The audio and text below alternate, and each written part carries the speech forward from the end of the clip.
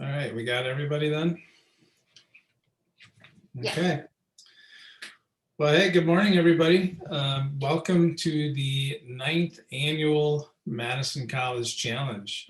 Yesterday we did the high school pitch competition, and I said, welcome to the 4th annual, and I felt like that had snuck up on us fast, but I can tell you that 9 years seems to have gone even quicker. But welcome, yeah, it's the 9th time we've done this, and it gets a little more exciting every year, I think, in terms of the diversity of ideas and pitches that we have, and this year is no different. So welcome again. My name is Brian Woodhouse. I'm the Executive Director for the Center for Entrepreneurship at Madison College, and so I get the joy of being the MC for today. I think the first order of business is just to congratulate all of our finalists. Congratulations on being in the top 10. So this competition was open to every student, credit and non-credit, across our entire college. And the fact that you 10 have been selected to be here today is a pretty good accomplishment already. So I want to make sure I point that out. And just want to acknowledge really the many months that I know you've all put in developing your ideas and your plans from the first iteration that we had you submit a few months back to spending the last few months working closely with your assigned entrepreneur in residence as you refine it, and then kind of leading up to the opportunity that's right here in front of you today. So I think, as you've all found out, this is not an easy process to go through, but you're here today because you put in the work, and we're really proud of all of you for that. So I think, as we all know, this is a good time, and in a lot of ways a critical time, where the world as we once knew it has been turned upside down in many ways. And so it's a time where we need more entrepreneurs with fresh ideas as our state, our nation, and the whole world kind of reemerges from COVID-19 right now. So very excited for your ideas.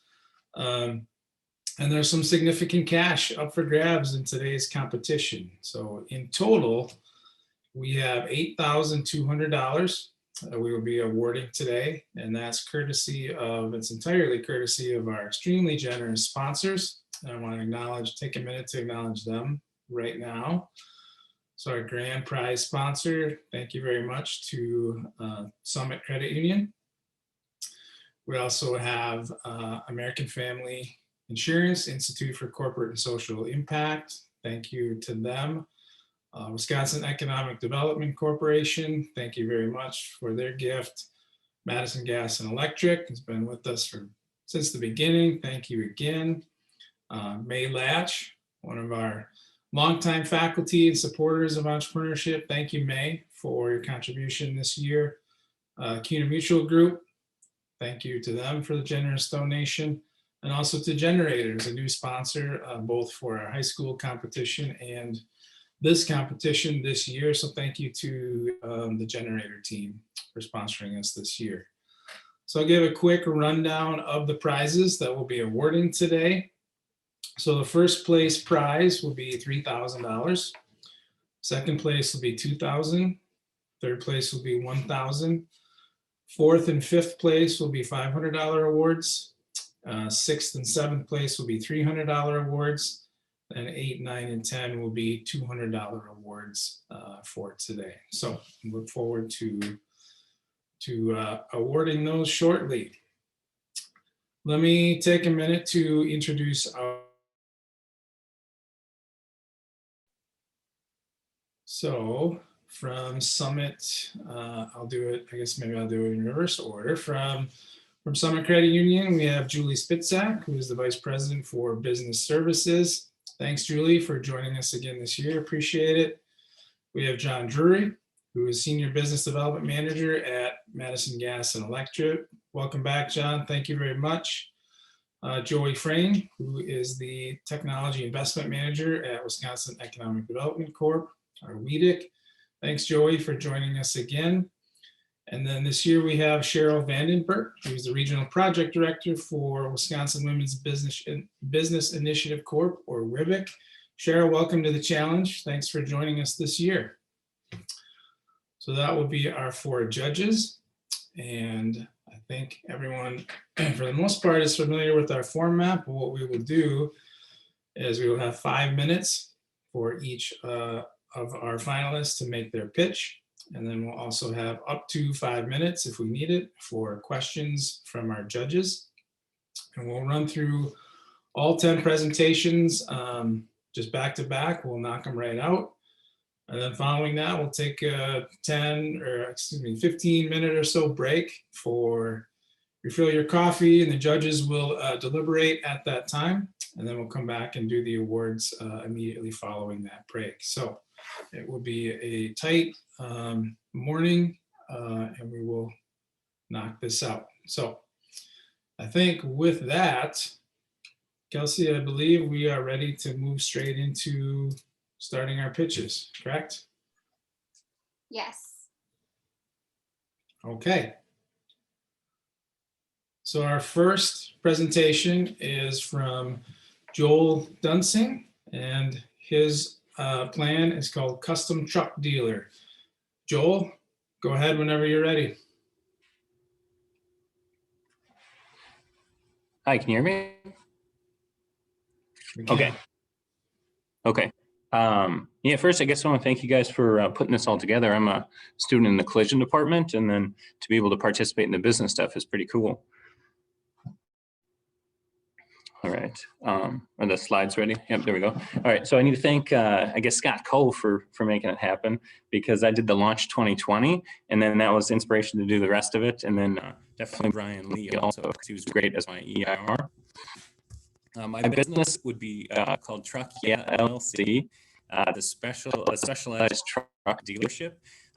So unlike normal dealership where it's like kind of average everyday cars, these would be personalized specific trucks, helping to streamline the buying process. So if you're into buying and driving something that's not the ordinary that you're going to see in every parking lot everywhere, because getting from a normal vehicle to sort of a modified one can be challenging for some customers.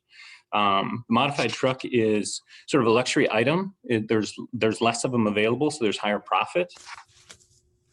So my business, I'll be specifically skilled for selecting, building, and selling these versus a normal dealership that may have this inventory. They're not as familiar with it.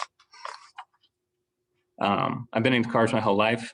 Started as a kid. I've worked in dealerships for, going on 20 years now at this point, between sales and service. So as far as right now, supply, it's hard to get supplies of lifted trucks. People own and drive, they often have to buy the truck, take it to a shop, get it built. So I'm going to streamline it for customers, make it a little bit easier for them to own one.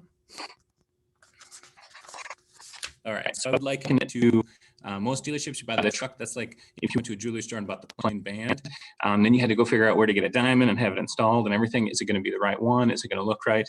How do you get it done? Or you could just show up, take exactly what you want, and then start enjoying it. Operationally similar to a normal dealership, as far as like stocking inventory, advertising online, having regular customers. It's just going to be fine-tuned to a very specific customer base. All right. The lion's share, that's basically trucks make up the largest individual segment as far as sales, and then the dollars spent accessorizing trucks after the fact. So this is some information from SEMA. They're the aftermarket organization that tracks everything car related. As you can see, trucks are popular with all ages. So it makes up, again, the largest portion from 16 to over 60 years old. Plenty of customers out there. This is a little breakdown of where's the money being spent. So exterior, body, and utility, that's for form and function. And then suspension, wheels, tires, brakes, that's kind of a visual thing as well. So these are the areas that I'll be specializing in. This is a sample truck on my competition's website. Stock truck, normal like you find everywhere. They're asking $58,000 for the thing. On the next slide, this is an MMR wholesale. This is where dealerships buy their inventory. So they would have likely paid $49,900 for this truck, leaving them about a $6,000 profit after they bring it home, set it up, and inspect it. This is that same dealership, same truck based on your make, model, and trim, only customized. And then now they've got about a $9,000 profit potential in this truck. This one speaks to market share. You can take a look within 300 miles of here, just searching one type of truck, just Silverado, between 2015 and 2020. There's 9,200 of them currently for sale. That's about a 60 to 90 day supply. So that leaves about 5,000, 7,500 sold monthly. 20% of those will be modified after the fact. This is my supply. So again, this is from MMR, which is the largest wholesale auction in the country. This is where dealers buy their inventory. This is a weekly supply. So there's 1,446, again, just Silverados that would be available to me to purchase on a weekly basis. Here's some options as far as advertising. Dealerships, for the most part, use online advertising to drive sales to them. So it's unlike me having to individually market my product. These sources they drive customers to them, and then in turn, customers search out what they're looking for and then find me. A little bit of information from Auto Trader just regarding the number of customers that are using their source. I guess I would liken it to more like Amazon or Etsy, where you look for a product and it wasn't that individual person or business marketing directly to you. You showed up to Etsy, you looked for a necklace, and you found it. All right, information. I mean, really, the sky's the limit. It's like a lot of options as far as expanding, additional employees, inventory. So as far and as fast as I would like to go with it, the trucks are out there, the customers are there too. A little information about getting started. So as far as breakdowns, I would estimate it would cost $10,000 to $12,000 a month as far as average expenses. I would need about $60,000 to $75,000 to get started. And then this is averages. And then it's a really, really conservative average. You can see at $2,500 per truck, that's considerably lower than the competition would be selling. I would have that truck to market for $5,000 or $6,000 less than what they're currently selling it for. Or if I just stepped up my pricing where I'm slightly undercutting them, realistically, it'd be probably more in the $6,000 to $7,000 profit range per truck. As far as preparation, I'm ready to go. I just need to find a commercial location, sign a lease, and then I can fill out the paperwork to get the dealership started. Everything else, I've done the education experience, the training. I've been buying tools all the while I'm a student here, and ready to go.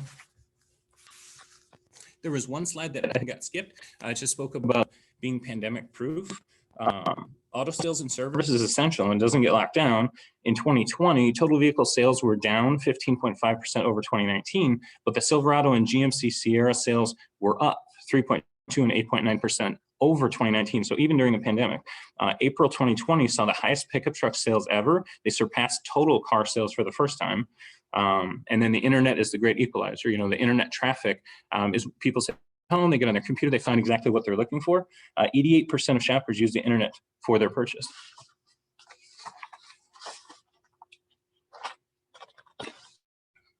All right, so I don't know where we're at for time, but that concludes my slide presentation. All right, Joel, thank you. Nice job. Great to have you from the auto program with us this year. We haven't had a lot of that participation over the years, so awesome. Yeah. Thanks for being here. One last thing quick. I'm actually I'm in class right now, so I won't be able to be present for the rest of it. So I have to get back to class. Yeah. Can you give us just a couple minutes for any questions? Oh, sure. Yeah, absolutely. Okay. So any questions from judges? This is Julie. I have a quick question. First of all, I think you did a great job. But I just have a question as far as how you plan to finance your inventory. So most dealership inventory is floor plan. So there's a number of floor plan companies that provide financing specifically for vehicles. So how they do it is I purchase at auction. They hold the title until I sell it. Once the vehicle is sold, they get paid first. Then the title is released and I can sell it to the customer. So it's always available because they're basically in control. They can take your truck at any point, and you're buying at wholesale. So when they take it, I mean, there's really small risk of loss for them. And then in turn, they charge a fee and interest on that. So those companies are very profitable. Ultimately, in the end, I would like to, have enough money where I can finance my own inventory. But up front, it probably would be floor plan companies or some sort of line of credit. Great, thank you. Thanks. Hi, Joel. John Drury here, one of the judges also. Again, good presentation, really good knowledge on the industry. I'm just curious, did you do a comparison of owning these vehicles versus just, providing the sort of the service where you would do the customization for people once they bought it? Or I'm just trying to understand that. It seems like there's a potential for that, but what's your thoughts on that?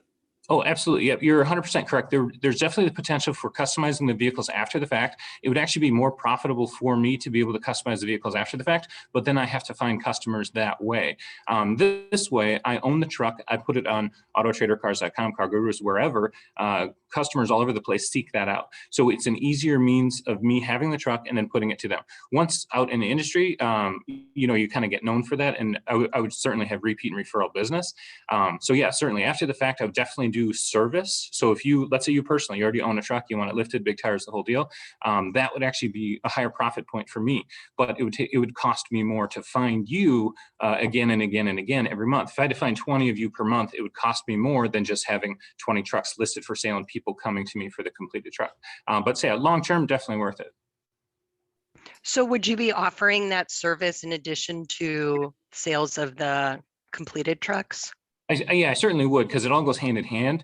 That would be more, you grow it through, I guess repeat and referral business, and then also joining forums and car shows and stuff like that. So I would try to do that more on the grassroots side of it, whereas advertising the trucks completed would be kind of the main starter. Hey, and then John, did I sell you a car once upon a time? That's a great question. I'm not sure. I think I did. So really? Yeah, I think I might have sold you a car because I'd worked at a number of dealerships in Madison. I've sold thousands of cars, and I think you're familiar. I'd have to look at my old customer records, but I think I might have. I'm a truck driver, so you might have.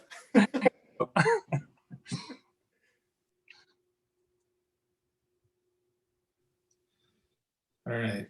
If there are no more questions for Joel, thank you very much. Great job. Thanks for sticking around. And Yeah, thanks a lot. if you're late for class, you tell them put it on me. Whatever. All right. Okay. All right. Thanks. Thanks again. All right. Bye. All right. Moving on to our next presentation, we have Amy Gonzalez with Queen of Colima. And we are ready whenever you are.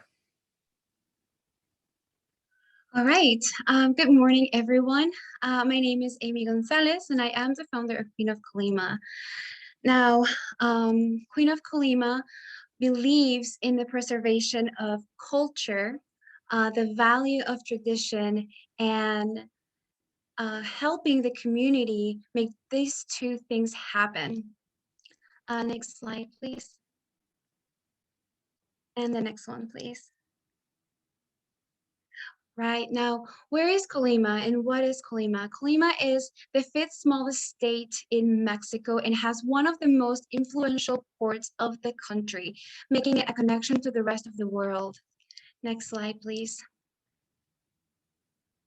Now we have the coast and we have a mountainous region which serves to have a wide variety of products to put out in the market. And I will be starting with Colima sea salt.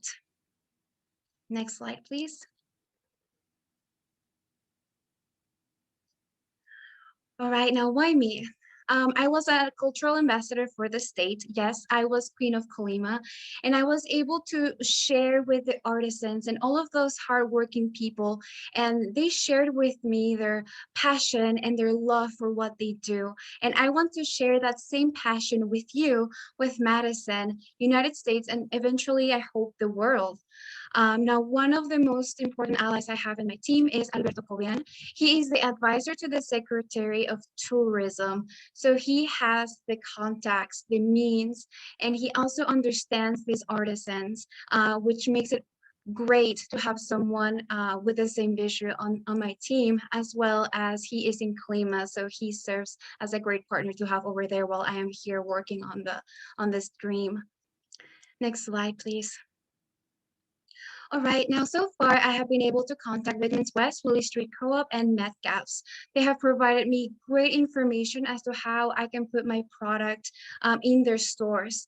I have my business established. I have my seller's permit. Right now I am working to be certified by the FDA and to acquire my UPC code.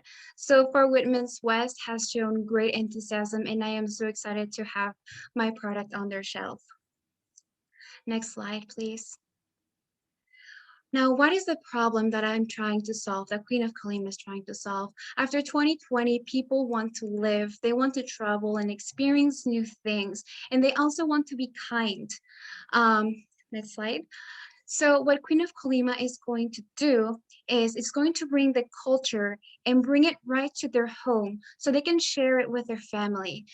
Right now, we are not able to do family vacations, perhaps, but we can still sit down and share a wonderful meal with products from other places. And in addition to that, the kindness is shown as they can be well aware that they're supporting the community that makes this culture and traditional practices still happen today. Next slide, please. All right, now my revenue model. My first year will be 2021. I will begin in July all the way to December, which is why the sales will be a little bit lower in this year. However, in 2022, I will take advantage of the full year and keep acquiring different places to sell this product. By 2023, an e-commerce will be added to my website, which will, of course, bring more sales. And then the marketing will, of course, vary. And then the importation as well as where the packaging will be done will change. I do want to have that done in Colima just to make sure that we can reduce costs and be able to help the community more. Next slide, please. Now, the market size for gourmet salad in 2020 reached $745.4 million, and it's projected to grow up to 2027 and probably beyond. People want those quality products in their life. My audience, these are people who love gastronomy. They are travelers, adventurers, they love culture, and they're looking for something ethical, something that just helps a little bit more of the world, and of course their health and their own experiences, which varies from 24 to 70 years once they're out of college with a more stable job, and they're able to pay a little bit more for those products that matter. Now, how I'm going to reach them is in the first year, I will, of course, set out some of my marketing money over to the website, the newspaper, the radio, and of course the social media. 20% for website, 22% for the newspaper, 24% for radio, and 34% for hopefully, this may change and I will be able to invest a little bit more in the marketing, but for the time being, these are my numbers. Next slide, please. Now, the next product that will come after 2023, once I am more established in the market, is ponche. Ponche is a traditional drink in Colima. It's served in ice, and it's just one of those drinks that you sit down with your family and drink and just have a good evening. So I want to bring that experience into Madison. And that is it for today. Thank you so much for being here. All right. Great job, Amy. Thank you. I will open it Thank up you. for any questions.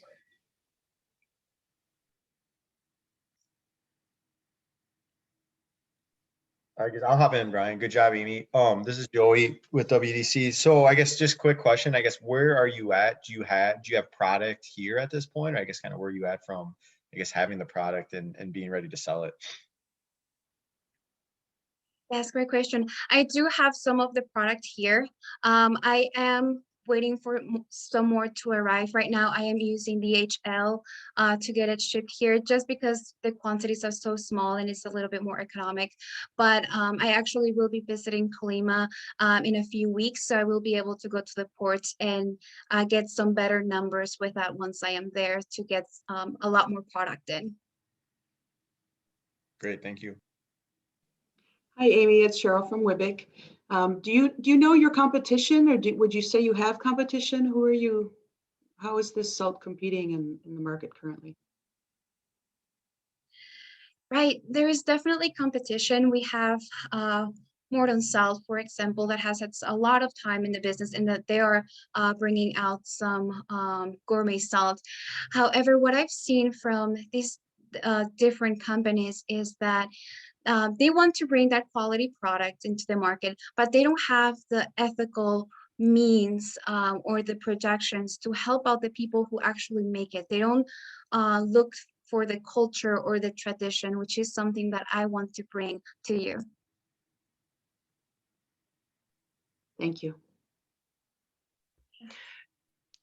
Do you plan on having on your labeling, or how are you going to put forward that message of, again, being ethically different and helping out those artisans? Yes, so I am not going to leave them behind. For example, with the salt, I will be getting the salt from a cooperative. So they have their own label and I will implement that in my product. In addition to that, I do want to label that it is ethical. And in the website, I want people to go in and see who makes the salt, what is their process, how are they living, how can they benefit them. So that will certainly be in my product and in the website, as well as in all of my social media and my marketing strategies.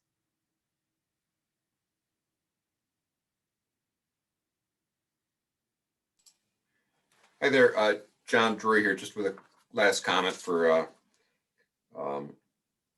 Amy on this. I guess and everybody picked up that with these questions, but your product, it seems to be, it's almost the value is in the story, in the compelling story, as much as it is in the product itself. So I think that's something I'd really promote.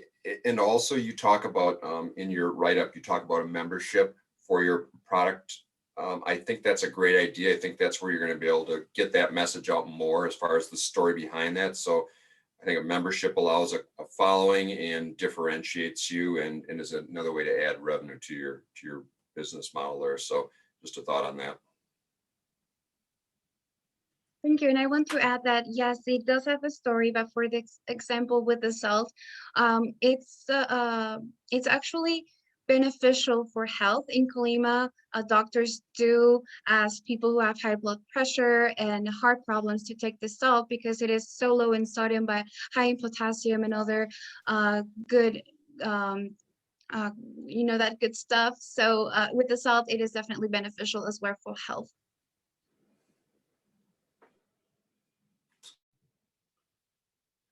Okay, great job, Amy. Thank you again. Okay, next up, we have Clayton Keller, and his idea is called Fantasy Box Office. Clayton, whenever you're ready. All right. Yeah, can everybody hear me okay? Great. So I want to talk about Fantasy Box Office, which is a fantasy sports style website for movies. So a little bit of background for myself. I am a web programmer here at Madison College, and then as well as that, I've been in IT as a project manager or team lead for 11 years and have been a fantasy sports player for 20 years. You go to the next slide, please.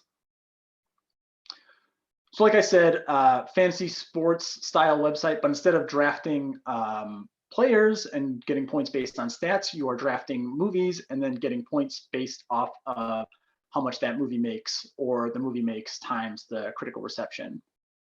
And then you can get bonuses and rewards in awards season for the Oscars or the Golden Globes or other types of awards that they might win. Next slide, please. As far as the market that we're looking at here, so in 2019, so prior to COVID, we were looking at $42 billion were spent on the global film industry, and additionally, $3.27 billion were spent on the fantasy sports revenue in 2019. Obviously, those were lower in 2020, but a lot of signs are pointing towards the film industry rebounding and are looking very bullish going into 2022. Next slide, please. Now that's from a numbers perspective. From a people perspective, you can see here 19% of Americans age 18 plus are fantasy sports players, as well as 11% of the US and Canada population are frequent moviegoers, meaning that they go see 5+ movies a year. So if even only a 2% overlap between those two user sets, which I think might be low, we're looking at potential of 6 million users that would be interested in using my website. Next slide, please. Now, how to make money off of those users? Well, the first way is going to be freemium features. So maybe having additional league options when they sign up. So for example, if you want to do scoring based on critical score, that costs extra. Or if you want to have those bonuses based on the awards, you'd have to pay an additional fee for that type of league. The other way would be through affiliate marketing. The idea here is similar to Fandango, where we would make 25 cents off of any movie ticket that is purchased through our website, or when they click through from our website. And then the last layer would be ad revenue. So as we develop a larger user base of people who continue to frequent our website, that's going to lead to interest from other companies to advertise with them. And then initially start off with Google AdSense to get, as we get that traffic. Next slide. As far as the costs, so the initial investment's a little bit higher. Although I am a web developer, I don't know that I have all of the expertise needed for this, so we probably want to hire somebody professionally. We're looking at about $30,000 for that. And then another $350 for hosting, and $10 per month for the IMDb API, using them to get the movie data, and then expect another $2,000 to do advertising through Google and Facebook and other social media. Next slide, please. So with that in mind, so if we even have a goal of just 30,000 users by the end of year one, by the end of year two, we would be profitable. So we're assuming a 5% of our premium subscribers, 5% of those 30,000 users would become premium subscribers, which would be $15,000. And then 30,000 monthly visitors would lead to around $18,250 to come through that way. And just for some additional numbers, so similar websites like Sleeper, which is a fantasy football website, they had over 1 million users within 2 years. Flea Flicker, which is another fantasy football style website, had over 120,000 users within 2 years, and that was back in 2005. And then a similar type of website, fantasymovieleague.com, which does daily fantasy, they get about 20,000 visitors a day. So 30,000 might be a little bit low, but we'll start with that as our number. Next slide, please. So in closing, besides all those numbers, what we're really looking at here is being able to build a website that caters to the film loving community and allows them an opportunity to add additional fun to something that they already enjoy. In this case, going to the movies. You now get to compete with your friends and show who is better at predicting the movie's success. And then if you go to the next slide, again, Fantasy Box Office, Clayton Keller, and then I have a couple of appendices slides with some comparable websites, and then the initial goals for financing and milestones. So you can see here, fantasymovieleague.com, which, like I said, is a daily fantasy style website, was founded in 2015, and was acquired in 2017 by National Cinemedia. Cinema Draft, which again is a daily fantasy style site, was founded in 2016.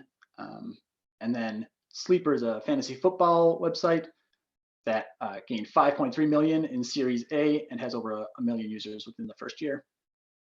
And then, like I said, Flea Flicker was founded in 2005 and was acquired in 2008 with over 100,000 users.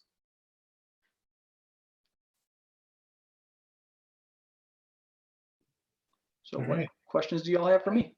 Yep, open it up for questions. Thanks, Clayton. Hi, this is Julie.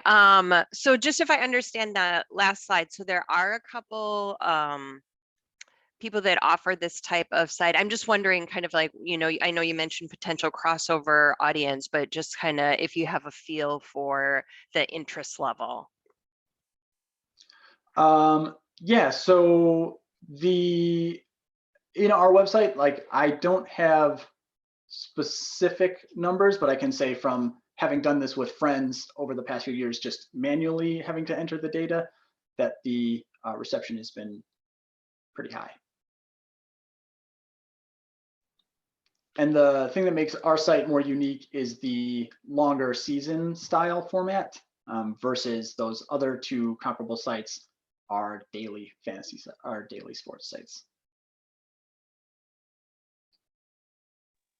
You kind of answered my question, Clayton, but I was going to say, what in your mind, what is your main differentiator? What sets you apart that people are going to choose you versus your competitor?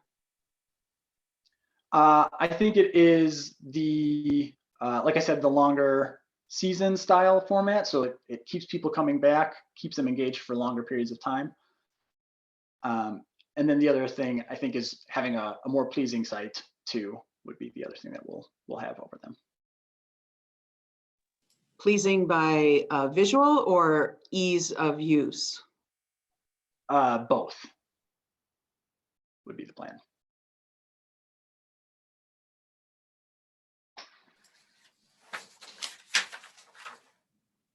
This is John here. I think your idea is really slick and cool.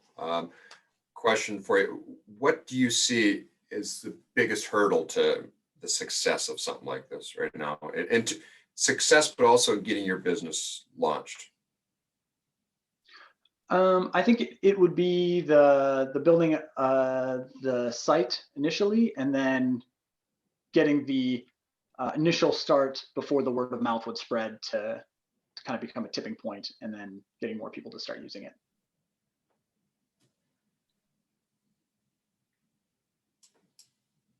Thanks.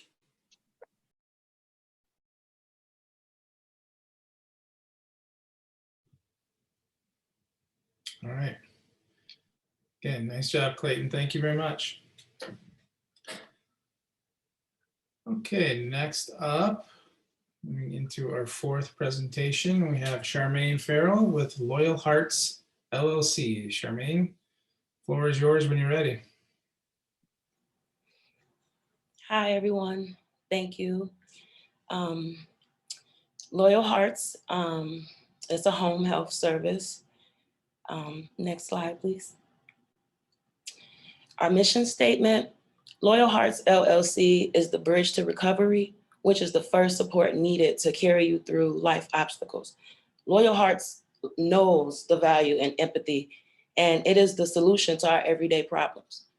Guaranteed a peace of mind, Loyal Hearts is here to provide the people with the care they deserve. We take pride in our care and services our team provides. Loyal Hearts is for the people.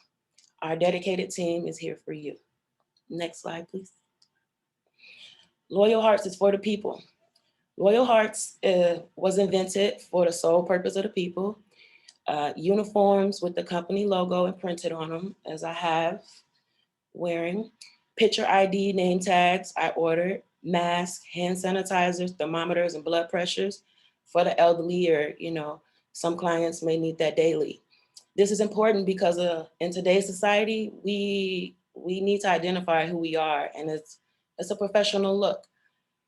There will be insured vehicles with the company logo on it for the use of team members who need it for work purposes, short term, or members could be transported if their client don't need to go anywhere.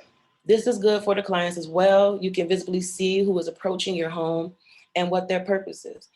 Monthly drawings for the employees, like $100 gift cards, food cards, no cash. We'll be able to clock in. It's an app that will be able to clock in and out once you're in a certain mile range of the client home.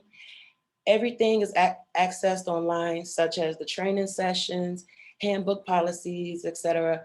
This is great for the digital healthcare market also. Team members are paid every week, and clients are given the best rate in the area.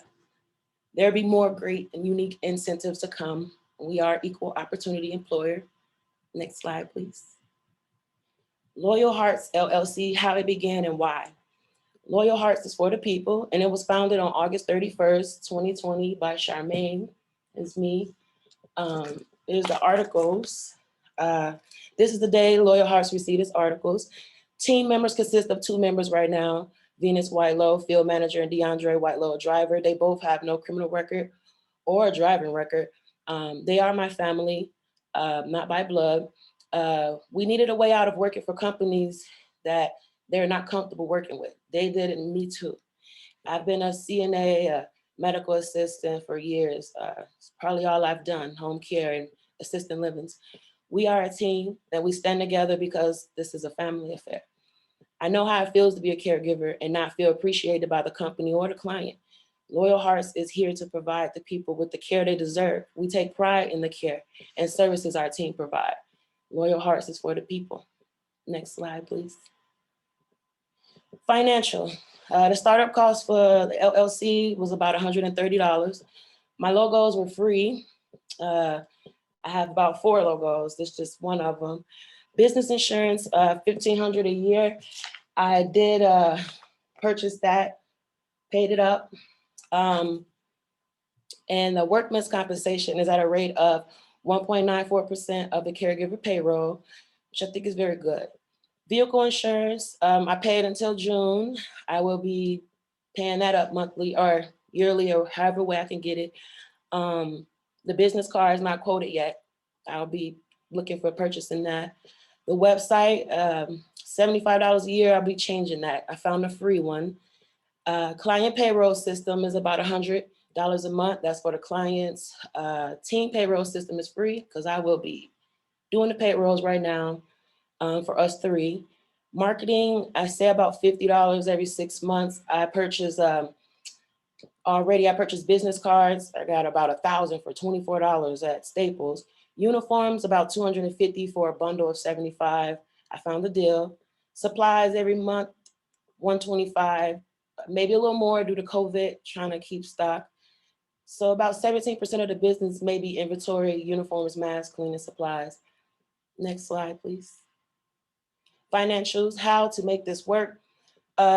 Supply production. The plan would be to create a supply chain which will result in lower costs and faster production. This is where the quantity of the service will dominate anything. There will never be a higher client demand over the bearing team. So we wouldn't have more clients that we couldn't handle, like their services or whatever they need provided. Home health care is the fastest growing in the industry for jobs and services. Seed funding is another funding option. And as Loyal Hearts' current situation, seed funding, I'm trying to present to you. And I also fund myself. Loyal Hearts has its own bank account separated from mine through Summit right here. Right now in Loyal Hearts is about 3,000, exactly 3,794. Because I took a little to get a wheel alignment, trying to get the vehicle together. And I'll be also contracting with surrounding assisted living facilities. I have a presentation coming up in a week with one in Middleton. Next slide, please. This is a chart about the rapid growth rate, meaning competition in Madison. Next slide, please. Expenses, cell phone, 70, payroll system, 100, marketing, gas, maybe a little bit higher. I'm gonna try to find a vehicle credit card, internet, 50, and most of these are already have set up. So internet and cell phone is exact. Cleaning supplies. I have no outstanding bills right now. I pay everything up so I can focus on the business. My credit score is great. I'm trying to raise it up more. Burn rate monthly, I say about $819. So my runway at this moment is doing well. Money weekly will be deposited into Loyal Hearts account with the income I will be receiving. Next slide, please. Loyal Heart fees. Companionship and light cleaning, maybe $19 an hour. Deep cleaning services, $15 an hour. Appointment services to set up and to take you there. Clients, $16 an hour. Loyal Hearts Home care full services, about $24 for everything. Some clients like 2-hour days, so I put it for $9 an hour. 4-hour days, $11 an hour. Facility contracts are to be determined because it just depends on how much services they have. Next slide, please. The 2017, this chart right here is the average monthly cost for home care services for the elderly or anyone who needs it. Next slide, please. This is, I put a website up there. I don't know if I can click on it.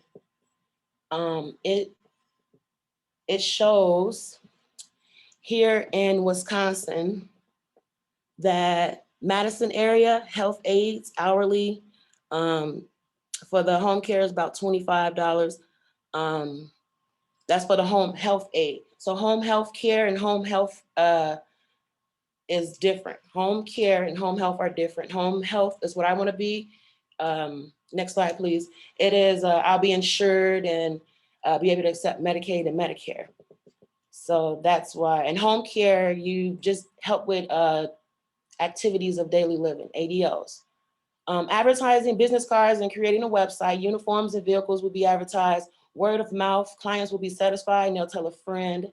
Persona, I have not come up with a persona, a story to advertise yet. I'm trying to do that without advertising for myself. I also do newspaper, elderly still read that. Radio between 7 a.m. and 9 a.m., about 25,000% of the population in Madison listens to the radio at that time. So closing, Loyal Hearts LLC, like I said, is the bridge to recovery, which is the first support needed to carry you through life obstacles. Loyal Hearts know the value in empathy, and it is the solution to our everyday problems. Guaranteed a peace of mind. Loyal Hearts is here to provide the people with the care they deserve. We take pride in our care and services our team provides. Loyal Hearts is here for the people. Our dedicated team is here and loyal to you. Thank you. All right. Great job, Charmaine. I love that. Loyal Hearts is for the people. That's got a nice catch to it. Any questions for Charmaine? This is Julie. I have a question and a comment. First, nice job. And my question is, I know you talked that you have a meeting coming up, but I was just curious as far as how you plan on finding your clients. Obviously, I understand there's, a big need for the service, but just kind of how you plan on going about connecting with the people or locating them. I still, Pheasant Branch, I'm gonna do pitches just like this. I'm gonna get the nervousness out of my voice. Pheasant Branch in Middleton, a lady named Julie, she's so awesome. We've been contacting each other. She told me to get through this part. And I plan on just basically maybe pitching and word of mouth, newspaper. I'm gonna sit the business cards. I've been sitting the business cards in like local places and areas. And just, I'm gonna go back to my old jobs. And cause what it is I'm not stealing people. When you go there, you present, like I'm gonna go ask my old job, Sebring Assisted Living in Madison, hey, I wanna contract with you, to help out with some of the people, it's a lot of elderly in there that love me and things like that, pick up contracts and just advertise. So my quick comment was just when I saw what you were charging, when I saw the $9 an hour, that seemed really low to me. So the competitions, $21 an hour is about 21, 22 is about what everyone wants. And I'm not gonna lowball myself, but I can switch up things. I'm gonna be flexible. I'm just starting off. I don't wanna be the competitors. They have everything established. They may have therapists and everything. So I'm not gonna say I'm gonna raise the rates on people, but like if they're already established at the rates there or what we have, that's fine. But before I launch, within a month or so, I'm gonna think about that. I'm just thinking, obviously I don't know what you're planning on paying your staff, but then you're gonna have overhead in there as well that you'll wanna have some cushion covering that. Yes, I'm going through that with I have a financial mentor as well. We're Perfect. talking about that. Yep. Thank you. Just real quickly, because I had that same comment, Charmaine, it sounds like you have someone financially working with you, make sure you put it out on a spreadsheet for do 12 months and do a 3-month projection. Because I thought those numbers felt a little low too, but you're right, you have to stay in the market.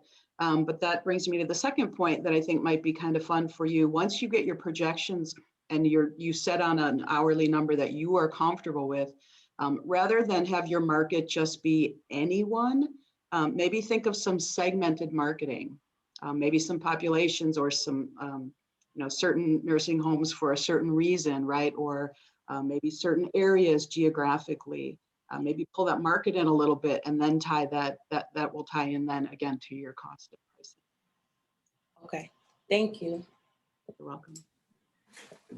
Just a comment, Charmaine. First of all, I thought good presentation, and you seem like a business person that's really looked at all the different components of owning and operating a business.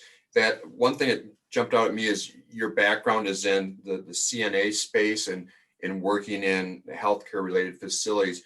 I'm thinking maybe there might be value in staying focused on that segment of service versus spreading yourself out and getting into other, services as far as, the taking care of home needs or cleaning or that kind of stuff. It just seems like this market you're in, this providing medical side and just the help that people need on a daily basis is rapidly growing and could be a big opportunity just in itself versus maybe getting, spread a little too thin on that other section of helping people's cleaning or things like that. Just a thought, but good presentation.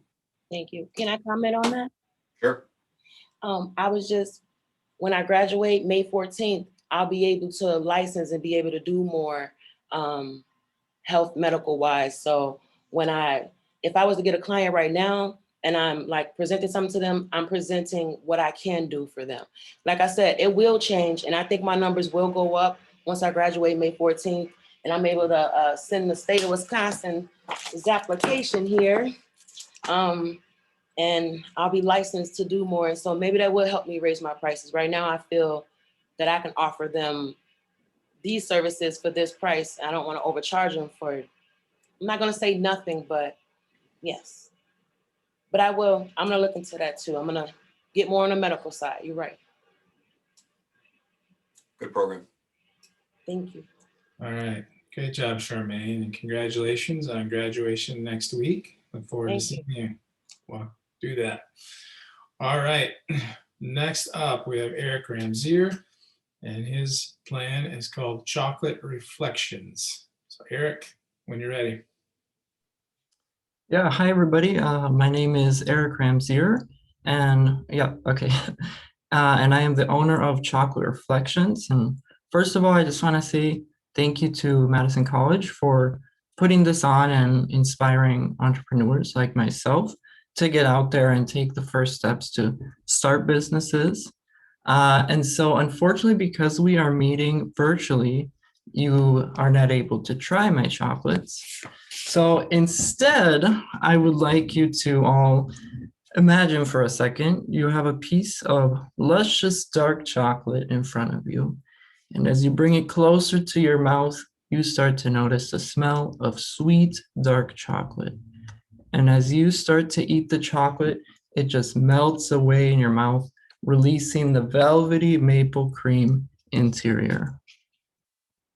Okay, now that I have all your mouths watering, we can continue with the presentation here. Next slide, please.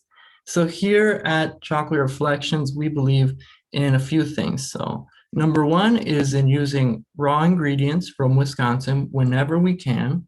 And we also believe in using chocolate that is traceable and sustainable. And we believe reflection brings awareness and a greater happiness in life. Next slide, please. So when you think about chocolates, consumers are buying chocolates based off of their mood. That's a big factor in why you buy chocolates. For example, oh, my girlfriend just broke up with me. I'm gonna have a box of chocolates and I'm never leaving my room again. Or, wow, I just won the Madison College Challenge. I'm gonna celebrate with a box of chocolates. So next slide, please. So instead of going out and seeking chocolates, that's where we come in. So we are delivering chocolates to your door on a monthly subscription basis. And here you can see the pamphlet. You have a place to write out and reflect on your sweet and bitter moments for this month. Next slide, please. So every month there is a new flavor. So for example, this month is a strawberry puree, and you also get a new focus with activities to go along with that. So for example, this month would be gratefulness. And so the activities would be one strength I am grateful I have is, and different activities to go along with that to increase self-awareness and relaxation as you enjoy our chocolates. Next slide. So how do we make money? First of all is our subscription business. And then also, how do we support that subscription business while marketing to the local communities? Well, number one is farmers markets. Farmers markets partnering with local businesses and also events at wineries and coffee shops. So these are all opportunities that we have to make some extra money and as well as promote our product, the subscription-based model. Next slide. So how far we've come. So I started making chocolates just for friends and neighbors over this COVID. And one person said to me, you know, you should sell these. And so I looked into it. I started working under a professional chocolatier at Driftless Chocolates. His name is Stan Kitson, great guy. I started attending entrepreneurship club meetings, and I ultimately applied for the Madison College Challenge. And that's what got me started on this entrepreneurial journey. And so right now I am working on getting licensing and permits. And in the future, I'm going to, once the licensing and permits are squared away, I can get in touch with local farmers markets, other businesses, as well as promote through an online marketing campaign. Next slide. So getting to know the fine chocolate consumers. So 47% of fine chocolate consumers buy online because it is a specialty chocolate that they cannot get in store. And also notable about this fine chocolate consumers, they are mostly millennials and mostly in urban environments, and they really care about the quality of the product and the sustainability of the product. Next slide. So a little bit about myself. I have a background in the culinary field, so I've worked at many different restaurants before. And then I am also right now pursuing an accounting degree just to give me that knowledge about the business aspect, because right now I frankly do not have a lot of experience with this. So I'm looking to gain knowledge, and I also do have some advisors that are here to support me. This like Robin and Stan from Driftless Chocolates that I just stopped working for, they have been great on providing feedback for me, as well as helping promote my business. And then I also have some other sponsors here like Gina and Denisa Ramsey. So she is my sister. She is a psychology major and a social media manager that is helping me out with brochures and the design and things of that nature. Next slide, please. So runway milestones. So startup cost is looking to be around $4,400. It's nicely written down there and under the different legal equipment, kitchen, all those different categories there. And so I'm looking to have 42 subscribers by the end of the year, and then increase that by 50% by online marketing, as well as different events in person year over year. Next slide, please. So just to recap, we offer monthly subscription chocolates focused on self-awareness, a plan on promoting this through online and in-person events, And, I just started by making chocolates for friends and neighbors, like I said. And now I'm finding a lot of my time in this entrepreneurial journey is more on the computer and talking with people and getting license and permits and accounting and marketing and all of these different things, talking with mentors. And, it's been a great journey and I'm really glad to be a part of this. And with that being said, I just want to again say thank you to all of you for being here, and really big thank you to Madison College for putting this on and inspiring people like myself to get out there and take the first steps. And thank you to all the sponsors that give money to this program. And with that being said, I'll open it up to any questions you guys have about my chocolate business. Hi, this is Julie. A question I have, I think the subscription service is an intriguing idea. Just wondering how you're going to ensure that they don't melt in transit. So this is a really good question. So one thing that I've looked at too is other competitors in the Madison area, they charge extremely high prices for shipping their chocolates. Anywhere from the range of $11 to $14 for shipping their chocolates, just in order to go through USPS and having the cold packs in there, making sure the product does not melt on its way. And so one of the ways we kind of get around this is by doing local deliveries. So we are able to control when, how, and where it gets there. So we have that added support there to kind of control how hot it's going to get, And also we are going to be, obviously we will need to expand to broader markets and work with USPS. And that's when the cost is going to be a little bit higher for sending it out of state. But for right now, the current market is local delivery, and that's what kind of sets us apart from some of the other competitors right now. So thank you, Julie. Eric, good job. I guess just a quick question. It sounds like like you said, you've been doing a lot of work around the business. I guess when do you expect to kind of launch things? Where are you kind of at in that process? Yeah, so great question. Right now I just actually, this Thursday, I just got done with talking with Feed Kitchens, and they gave me Feed Kitchens, they've been so supportive and they've given me a lot of great resources and tools to get licensed. And so that's the next step for me, is getting into the licensing. And right now, I just wanted to do this pitch first, and then after this, the next step is going to be getting into licensing and permits, which I'm looking at.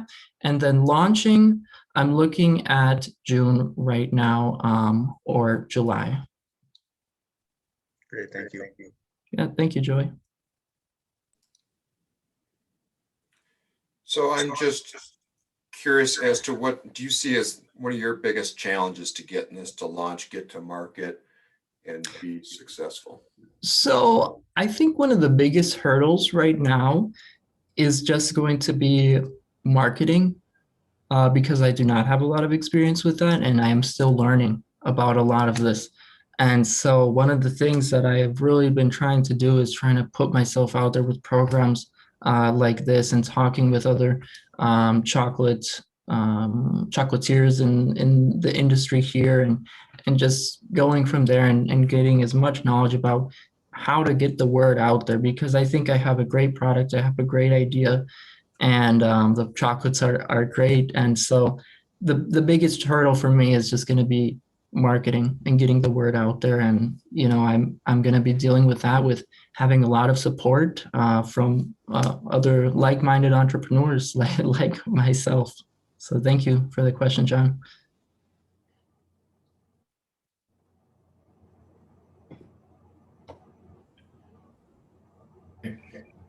Eric, great job. Thank you. Yeah, and I do regret that I can't be in person where I could try some of the chocolate. Yeah. Maybe sometime soon. Yep, sometime soon. Yep, thank you, Brian. Thank you. Okay, next up, we have Nikki McIntosh with Hone Learning Plus Development. Nikki, go ahead when you're ready.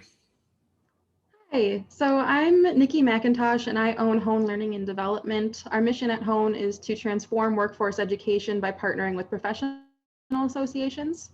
Next slide, please. There are a lot of gaps facing our workforce today that have been exacerbated by COVID. One you may have heard of is the skills gap. This is the difference between skills employers need versus skills that candidates have. So that's become a big issue for our economy, industries, and workforce. I've also noticed two other types of gaps called the proof gap and the accessibility gap. Proof gap is when you take courses or have experience that aren't recorded, assessed, or seen as credible by employers, and accessibility gaps are when you're unable to afford or attend courses for any reason. I've been personally affected by all three of these gaps in one form or another. And I know many others who have as well. So I wanted to use my expertise working in higher education to try and address these problems. Next slide, please.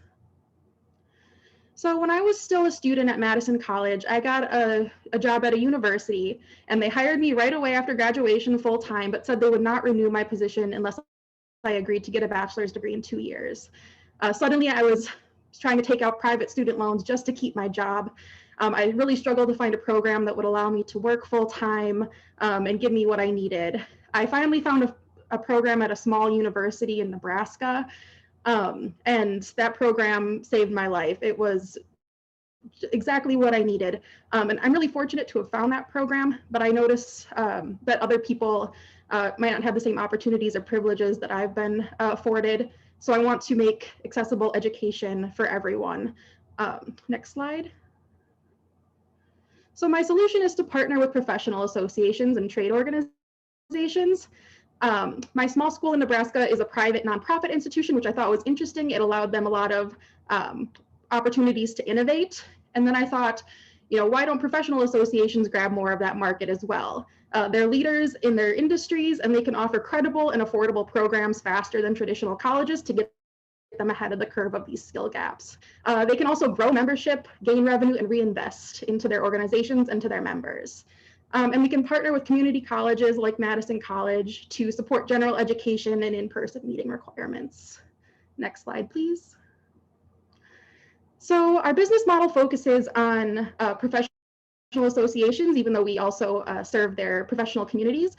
And to help professional associations, we offer a full range of services from every life cycle in the course and education development process. And we also promise customers an easy process throughout with customizable services that meet them where they're at, but offer opportunities for growth and a framework for growth. We also offer flexible billing, which is important because most of these organizations are not for profit. And we're also committed to diversity, inclusion, and access through education and designing it and building it in the education itself.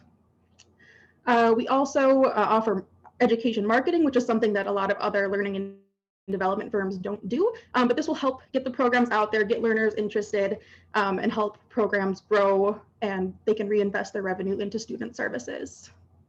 Next slide, please. So you can see on this slide the market growth of the professional organization industry. There are about 45,000 associations in the US that we can partner with. We'd be targeting board members, education managers, HR managers. So that would be our primary direct clientele that we'd be working with and trying to reach. We plan to offer events, webinars, and services to get people interested and also give them useful information that helps them grow their workforce. We also plan to do social media campaigns on LinkedIn and Facebook. We also plan to attend ASAE events, which are the associations for associations, which I think is kind of meta. And so that's how we plan to reach customers initially in this first round. Next slide, please. So for our financials, our startup costs are low because I've been doing the website development myself, the branding myself, and it is a service-based business. So there's not a ton of fixed costs. It's mostly going to be direct costs, with direct labor being one of the primary costs. for each of the development projects. We are estimated to make a profit in the first year, which is exciting, but there are some working assumptions behind these numbers. I am seeking a partner right now, but these numbers reflect sole ownership and me taking a salary when we plan to do a full launch in September. This also accounts for 160-hour working capacity per month. And we plan to bill clients monthly at $175 an hour for consulting, with a little less for the development, because that's what's standard in the industry. And we also plan to offer affiliate services as well, or affiliate links as well. Next slide, please. So we already have the LLC established. I've been working on the business model canvas, getting that MVP all set up. I made an initial investment of $6,000. We have the branding and the website nearly completed. We're about to launch the website. And I've also been working with mentors and doing customer interviews, and I have more of those coming up later this month. I'm hoping to find a business partner to help with finance and operation, if you know anyone who's interested in this opportunity. And I plan to soft launch in July and then do a full launch at the end of August.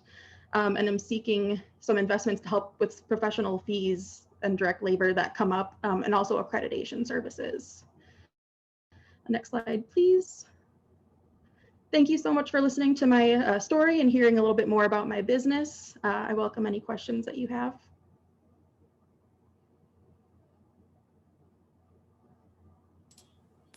So I have a question. Again, good presentation, Nikki. On product development, are you going to be the sole person doing development of product? And what's your experience in develop those products? And I guess and the second part question is, do you plan on selling the products, or actually, implementing them with customers, or can you sell them and sort of get, I guess, two different revenue sources, one of delivering them and the other one of producing them? So I plan to do most of the consulting myself, and then work with contractors for accreditation and also development. But we would be designing and developing courses and programs for these associations for them to host, or we will host them, and that'll be factored into the costs. So we can do hosting, education, marketing. So we really go from consulting, conceptualizing the programs, to the development, design, and delivery of these programs. Did that answer your question fully? Yes, it does. Thank you. Thank you.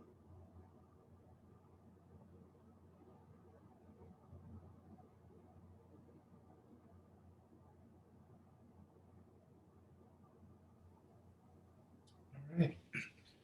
Thank you, Nikki. Nice job. Can I ask Nikki one more question before we move on? I was looking at my notes here. Yep. What about the competition, and who is some of that competition out there for this kind of service? Yeah, so competition includes other learning and development firms. I've been keeping track of their website for a while, and most of them throughout the last couple of years have really kind of tried to catch everyone, whereas I'm trying to focus in on the professional association market because they're in such a unique position to offer these services. Whereas there's a lot of corporate help and a lot of individual employer help, but I wanted to target industries at large and how we can grow workforces at scale. Other competitors would be colleges and universities, but again, those are more costly and time consuming for learners, and they're a bit behind the curve when it comes to these skill gaps. Thank you. You're welcome. Thank you. All right. Thanks again, Nikki. Next up, we have Mario Canacasco with Alto's Kitchen. Mario, whenever you're ready.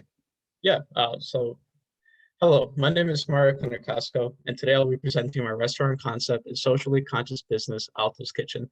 Next slide, please. Alto's will be a delivery-only restaurant that will operate from a ghost kitchen to prepare savory, exquisite meals.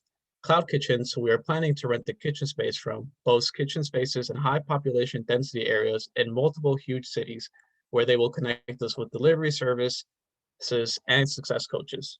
As Alto's owner, I have always had a vision where a business can prosper alongside its community. For that reason, Altos would donate a heavy amount of its profits to charities, both local and worldwide. Next slide, please. To Altos, it's much more than charity. It's an ideology. Altos cannot sit back as the world enters turmoil. No one should. But if Altos can do something about it, it will. Altos is not a business of false promises. Altos is a business of change. Next slide, please. Altos will bring out the best in foods. From sandwiches, burgers, to cheesecakes, Altos will bring you mouth-watering comfort foods. Altos food will feature incredible inclusion, boasting vegetarian and vegan lasagna options and taco options, just to start. Alto's greatest feature will be our menu usage, as it will be micromanaged to reduce ingredients bleeding and having high adaptability. Next slide, please. With locations in high density areas, our main demographic is in Madison, Chicago, and Milwaukee. We're housing around college campuses, both families and students that live their lives through the internet, where our ads showing off our wondrous food will catch their eyes and immediately direct them to our menu for a quick purchase. Altos offers our customers convenience and peace of mind. The peace of mind to know that their food will be delivered without sogginess or horrific grease spots. That's because Altos has state-of-the-art packaging and a menu specified for delivery. Altos also offers investors peace of mind, knowing that expansion is low cost, with estimates at $10,000 to $20,000, well below brick and mortar cost. Next slide, please. With data from Cloud Kitchens on the number of orders put out by restaurants on average, Alto's first-year estimate net gross is at $657,000, with our first-year cost estimates putting us at $616,234, leaving profit at $40,766. We estimate that on a $100,000 run rate, Altos could last about 2 months without income. With $40,000 in profit, Altos is looking at 1 to 2 new locations within a year to a year and a half of opening, estimating our next year's profit at $80,000 to $120,000. When looking at our costs, an important figure is marketing at $20,000. Marketing will be crucial to Altos' success. Altos marketing will be vast yet pinpointed. Our marketing will show off our inclusive menu features like vegan and vegetarian foods, our various price ranges showing us our food affordability. Altos will mostly focus on online ads and will curate ads according to the market demographic of these social media platforms. Next slide, please. Here we see a breakdown of one of our menu items. We can see the exact measurements and cost of said item. This is how the menu items at Altos will be broken down. Altos really wants to prevent food waste. Therefore, Altos aims to have its ingredients to be versatile with other recipes up to 50%. Our ultra-competitive menu will feature limited menu items that will keep our image relevant and fresh. Altos food will sell itself. Next slide, please. Altos recognizes our risk to starting a restaurant. That's where our delivery-only status puts us at a vantage point, as we don't have to upkeep real estate. We only pay for insurance on our equipment, workers' comp, and other small fees. When it comes to food safety, all employees will be mandated to go through food safety classes. Next slide, please. Altos' main priority, once funding is received, is to complete menu research and development. Right now, menu research and development is at about a 45% completion. Altos sees market success in Chicago, Milwaukee, and Madison, all areas of high population density and fitter demographic of college students and families, which these cities have plenty living in close range. Altos estimates that once funding is secured, Altos can be up and running within 3 to 5 months. Next slide, please. I'm not just pitching to you a restaurant, an experience, or a convenience. I am pitching to you the future of business, a future where both a business and a community can prosper together. Altos encourages you to be more than a consumer, but a pillar to your community, using your spending dollars to create positive change by shopping at conscious places. So next time you feel like making a change, come to Altos and have a taste of life. Thank you.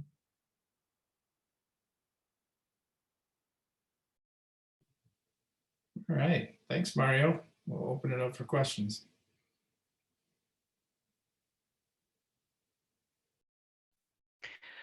Now, where would you be operating out of? So right now we have various locations that we would like to set up in. Like Chicago, Milwaukee, and Madison all fit our demographic area of these high population densities around campuses, which have like families and students that would order from us. And like, you know, Madison has UW Madison, Chicago has a university down there, Milwaukee has UW Milwaukee. So essentially any of these places, but I would really like to start in Madison just because I'm from Madison and, you know, go Badgers. So would it be like a feed kitchen type space or exactly what? I mean, I know you've got very minimal startup costs and I'm just concerned with how realistic that is. Yes, so essentially it's only a small area that we're renting to. It's only just a kitchen. So it'd be like the 200 square feet. It'd be a stove, a fryer, a fridge, and that's how we will pump out orders. And then it'll be just delivery only. So essentially the startup cost is not that expensive just because it's you know, you have your equipment secured, you have 1 or 2 staff members pumping out orders, and then the rest is just delivery. Mario, I guess I'm a little confused. Who's making the food? We are, me and another staff member that I would like to hire. So it's just 2 people pumping out orders.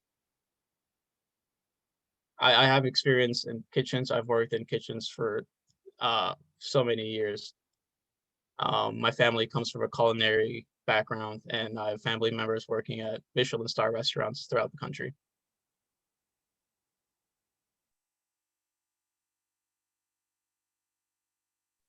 So I guess getting back to my question, would you be operating out of a shared space or are you thinking that you would have your own space?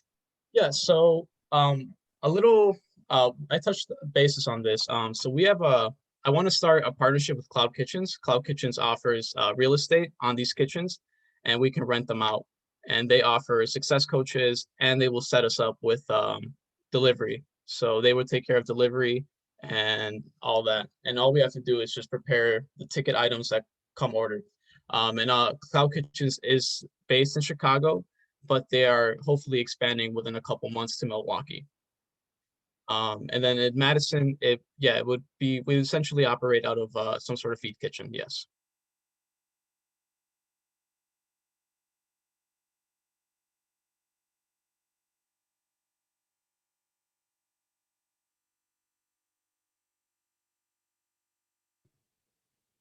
All right.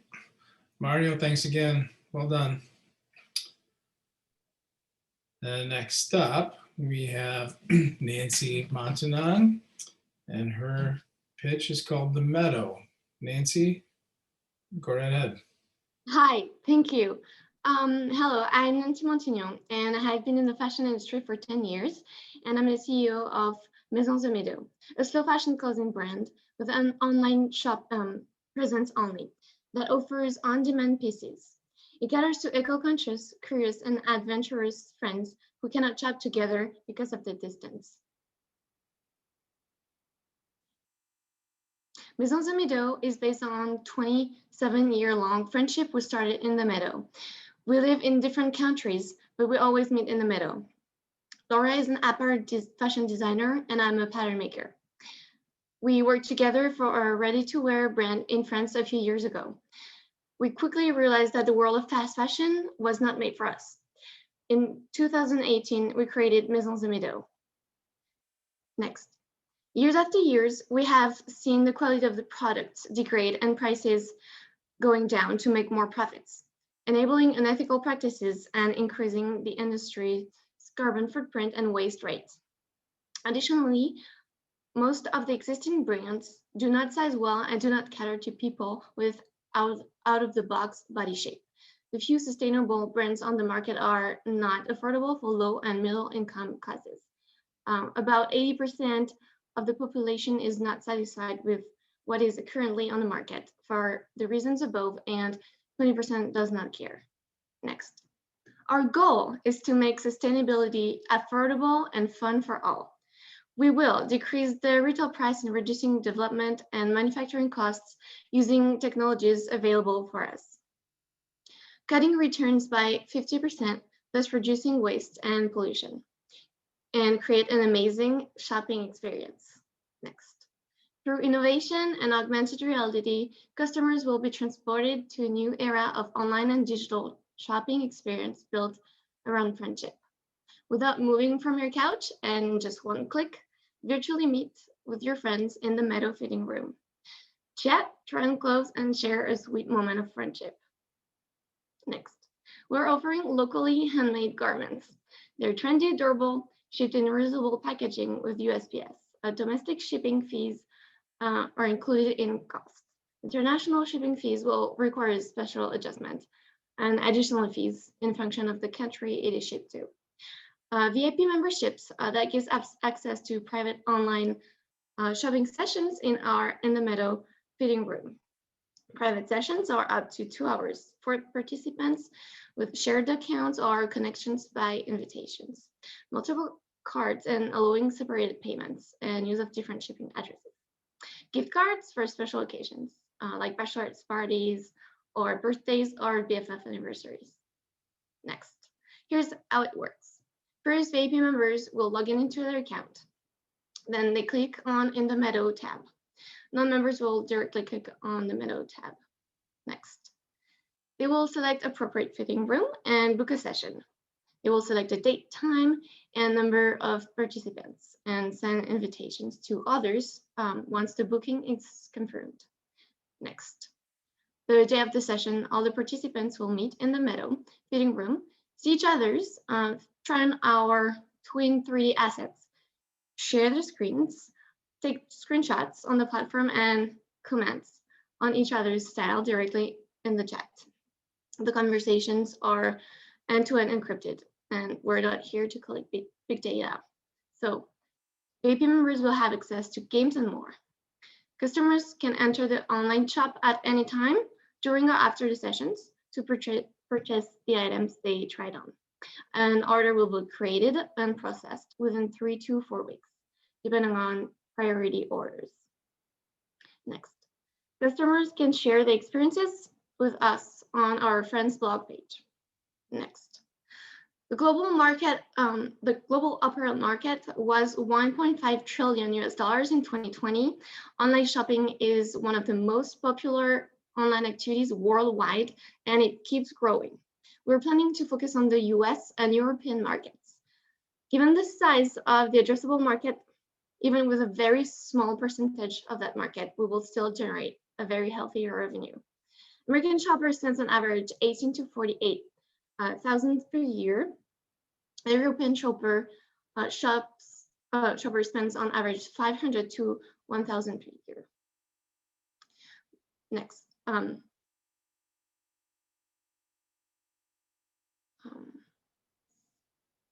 Maison Meadow wants to focus on lower and middle classes, Gen Zs and millennials generations in the US and Europe. We were hoping to get about 1% share of this population combined, which is about 447,000 people. Next. We have a transactional revenue model. We charge about $65 to $200 for our clothes with an average markup of 42.9%. Our monthly subscriptions are $10, and we are hoping to get at least 100 for the first year. Private sessions are $10. Gift cards prices go from $50 to $250. We are confident that we could be profitable on year 2, given that we'll not be operating at full capacity yet and will not have salaried employees. Our labor cost is already included in our cost of goods sold to make sure our freelance seamstress is paid a fair amount on each piece she makes. That is also why we have a lower gross margin than other brands. We are we're expecting to double our number of units sold on the 3rd year when we will be operating at full capacity with only one seamstress. On year 4, we will need a second seamstress, given that one can only sew 840 items per year. Next, how are we better than our competition? It is simple. We're a small and ethical business. Therefore, we'll not mass produce and have an impact on the environment. As opposed to our competitors, we're affordable, inclusive, and offer high quality products that fit perfectly. We also offer a unique shopping experience whose goal is to reinforce friendship. Next. We're planning on working with AR specialists on the development of our 3D assets and their implementation on our website. Next. We are currently looking for funding and angel investors who believe in our projects and potential growth. We're trying to raise $5,000 by the end of 2021, which will cover our startup expenses and our app's development costs. By 2023, we're expecting to break even with net profit close to $51,000 and start reimbursing 25% of the total amount invested. We will then reimburse 25% again in 2024 and the 50% remaining by the end of 2025. Next. Why are we a good investment opportunity? There's a huge opportunity for small brands like Maison de Meadow in the apparel market. Customers are tired of big box companies. They want to see better quality products at a less expensive price. They also want to share experiences in groups to feel that they belong to a community. Slow fashion as well as on-demand products are in expansion, and we are uniquely skilled and ambitious to take advantage of it. We will work independently and will not require a lot of maintenance. Online shopping and augmented reality try-ons will be universally embraced by the end of 2021. And this is a perfect time to bring that convenience to customers who are not satisfied with current brands. The Meadow would like to launch on July 30th, 2021 for International Friendship Day. So thank you for this amazing opportunity and for your support. I'm happy to answer your questions.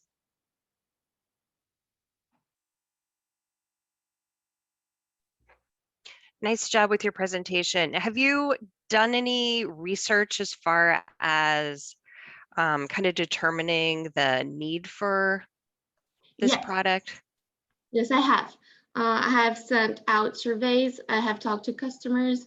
I've talked to people in between our target audiences, and I know that a lot of feedbacks I got and we got are that the quality of the products is very low, and yes, even if they want to buy better quality products or sustainable even, sometimes they just can't because they're just not affordable. Does that answer your question? It does. Thank you. Nancy, you are currently the only seamstress right now, correct? Yes, I am. Okay. Although I'm looking, sorry, I'm looking for, I have a lead. I have somebody who could do it, so I could focus on developing the concept and the brand on the side. And you, this business is already happening now? People are already buying your products? How do they know that they're good? They don't. It's not currently on sale. It's for now it's a business idea.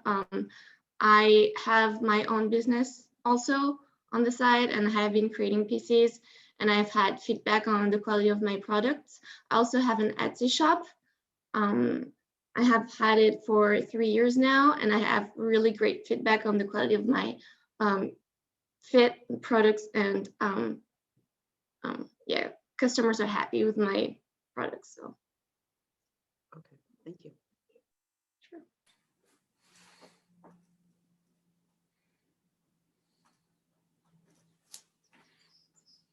Okay, thank you, Nancy. Nice job. Thank you. Okay, and we're down to our final 2 presentations of the morning. Next up, we have Philip Sheehan with Photo Lakes. Philip, go right ahead. Hi, so I'm Philip Shan, a student here at Madison College in the cloud program with a background in computer science. And my business is Photo Lakes, which is an interface between photographers and their clients. So where this all started was when my wife was beginning her career as a freelance photographer. She was looking for a way to work with her clients and deliver photos and schedule and all those other things. And this is what she was met. If you want to go to the next slide. So as you can see, there are so many different options out there, but they don't offer everything. They're all restricted in one way or another. So that's where Photo Lakes comes in. So if you want to go to the next one. So what we do is we're an all-in-one interface. I like to say the last subscription a photographer is going to need. We offer storage and delivery. We also let clients schedule sessions with photographers through our program. Additionally, we'll offer e-commerce, partnering with photo labs to do customized prints and other items. On that point, there's no commission charged, which differentiates us significantly from the competition. Then with marketing, photographers will be allowed to put their galleries up as well as have customized websites. And then finally, we're also going to process billing, payments, and invoices through our platform. I'll go ahead to the next one. So as I had said, with other ones, there's a whole bunch of surprises. There's restricted data caps, there's hidden features, there's tiers where you have to unlock this and that and pay $40 for that. Whereas Photo Lakes, we keep it simple. You get all the features as soon as you sign up, and you only pay for the storage that you actually use. You can go to the next one. So how it works is the photographer set a monthly maximum budget. Say that's $10. You will only get billed up to $10 unless you increase that. But if you don't use all that storage, you're only going to be billed for the storage you use. So if you use 5 gigabytes, that's going to be $5. And that kind of leads into the next point of how the billing works. It's $1 per gigabyte for the first 5 gigabytes. But then beyond that, it's only going to be 50 cents per gigabyte. And we're also looking into some very low cost backup and kind of deep archive storage, which could be as low as 10 cents a month per gigabyte. Then we also do have a 5% service fee on transactions processed through our platform, and that's to cover the cost of using services like PayPal, Apple Pay, Visa, and anything like that. So we could go ahead to the next one. So the market, the primary market research that I've done so far has been through online photography forums. And as you can see here, there's this is just a snippet of the people who I've encountered who are looking for a solution that fits them. And they're not pigeonholed into a box of this is what you have to do.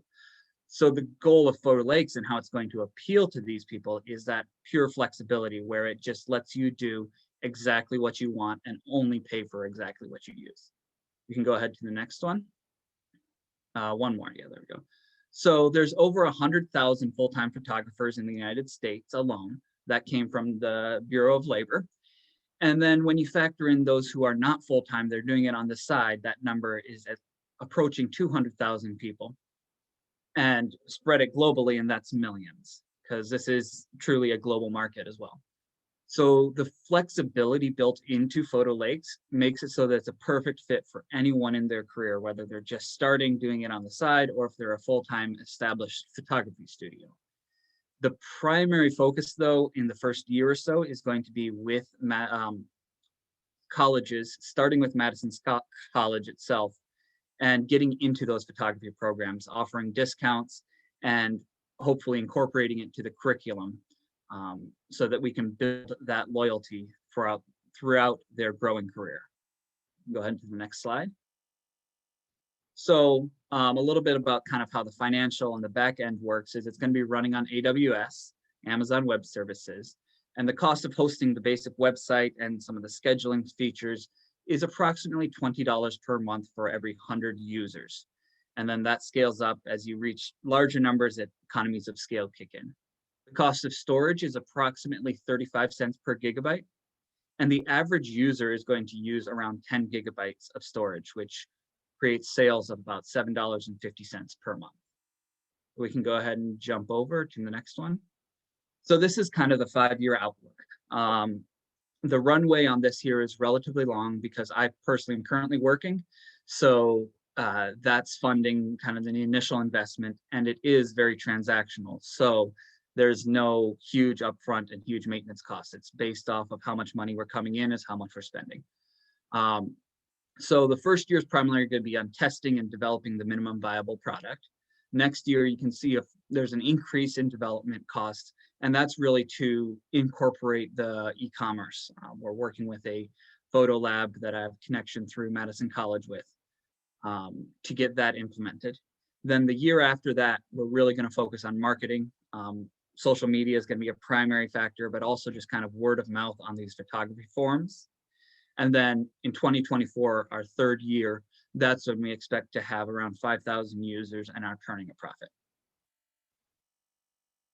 And if we want to go ahead and jump over, so where we're at right now, the application has been pretty much developed on the back end with all the retrieval and user accounts, but we do need to build the user interface and website. And that's what we're going to need to get to have that minimum viable product that can start testing and hopefully selling by the end of the year. We can go ahead to the next one. So where we're at financially right now, over the course of this year, we have secured $4,000 through personal and family investments, but we're really looking for an additional $3,000 to get the development side of things worked out. And we've done some research on that where $3,000 with the work that has already been done does seem realistic. I think that just about covers it. So, any questions?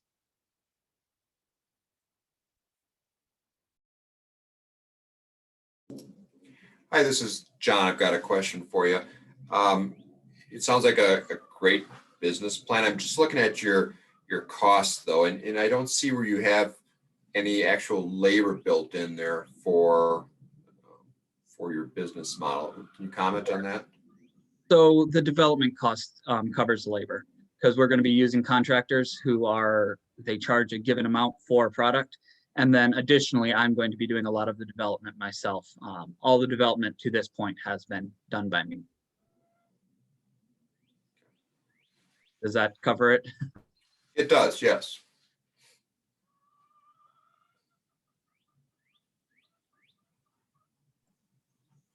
One thing to throw in there is this is truly just a passion project for me because I want to give photographers that freedom to start their own business and feel independent. So I have no problem putting my time in for this.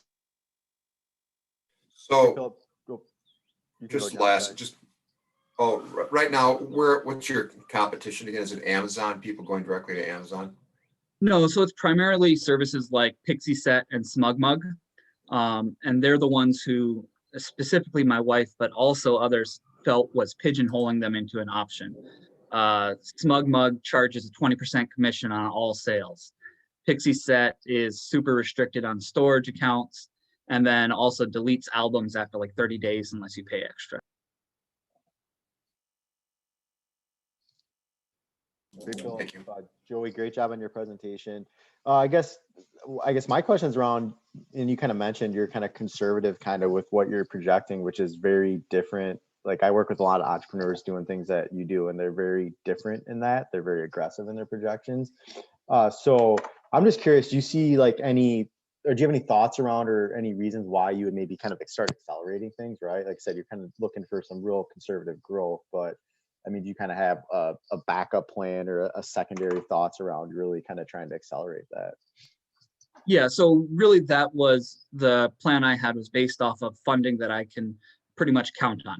So if there's additional funding that really can accelerate, essentially squish the first year into the first two into one, if I could say come up with $20,000 in funding.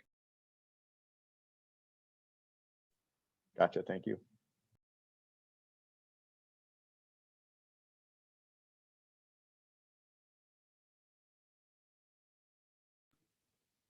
All right, Philip, thanks very much. And that brings us to our final presentation of the morning. And we have Leah Arndt with the Jets Farm LLC. Leah, go ahead when you're ready. Hi, I'm Leah Arndt, and I'm the mastermind behind Jets Farms LLC. We preserve fresh local produce so that it can be enjoyed all year long. We sell pickles, produce, fresh produce, and so much more. Next slide, please. All right, do you know where large corporations make the pickles that you get in the grocery store? They grow large fields of cucumbers and harvest them all at once, leaving a path of destruction in the field. Pickles that are too large or too small or damaged get thrown away in the garbage and not used for anything.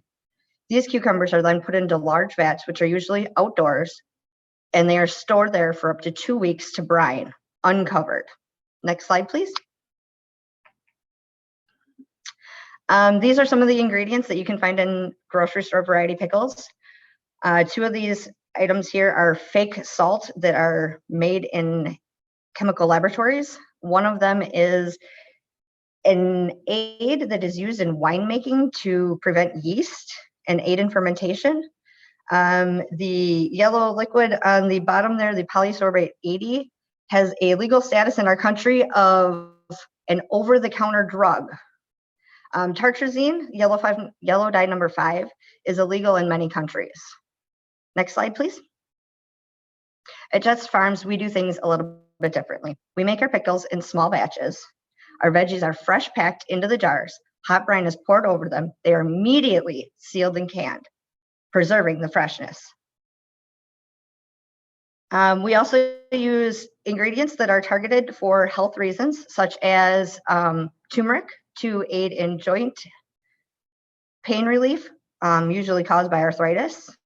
Zucchini has more fiber than cucumbers, makes for a crunchier pickle, but it also healthier benefits for you. Next slide, please. Here's how our product works. You open it, you eat it, and then you repeat it. One thing that sets us apart is a variety of veggies that we pickle. I got this message on Facebook here on the right from Bonnie. As soon as I saw the message, I remembered the family. The little kids were sneaking away from their mom to come get free samples of green beans at a garage sale that I just did a couple weeks ago. The mom ended up buying 2 jars of pickles, and the kids demolished them before she could even get to the next rummage sale, which was a half a block away.